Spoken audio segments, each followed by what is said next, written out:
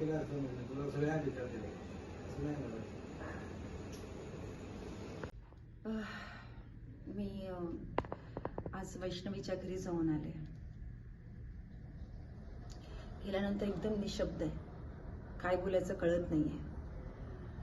पण गेल्यानंतर एवढं सांगेन, आईला भेटल्यानंतर, बाबांना भेटल्यानंतर, वैष्णवीच्या बाळाला भेटल्यानंतर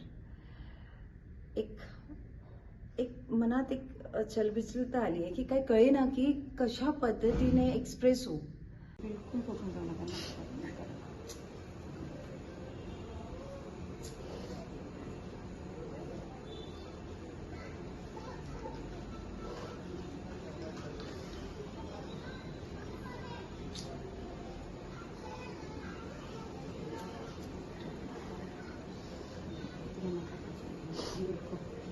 झाला काय प्रोफेशनल यांची मोठं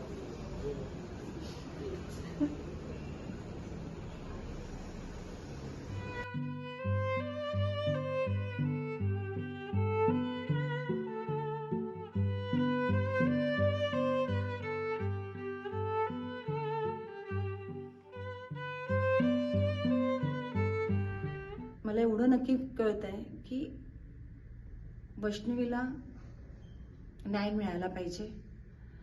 आणि आताचं जे सरकार आहे ते सरकार इतकं स्ट्रॉंग आहे की ते बहिणींच्या बाजूनी ठामपणे उभं राहतं.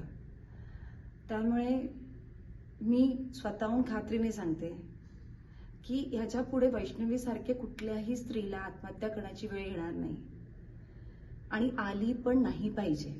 आणि प्रत्येक मुलीने सुद्धा आत्महत्या न करता, जर मला त्रास होतोय, मला तिथे नाही नांदतायत, तर उचलून आपल्या लेकाला घेऊन निघून जायला पाहिजे होतं. ती स्वतः आई वडील आता मुलांना शिकवतात, शिक्षित करतायत, ते स्वतःच्या पायावर उभे आहेत. तर तुम्ही हा प्रकारच होता कामा नये की तुम्हाला एवढं स्ट्रॉंग झाल्यात आजकाल मुली. आत्महत्या का करायची? नाहीच केली पाहिजे. आज एक वैष्णवी गेली पण तिथे एकट्या बाळाला सोडून गेली. आज आई जितक्या वेळ मी भेटली होती ती नॉन स्टॉप रडत होती. बाबा हतबल आहे, त्याला कळत नाही की काय होणार आहे पुढे जाऊन. आपण आपला जीव सोडतोय पण त्याच्या मागे सगळ्यांना सोडून जातोय.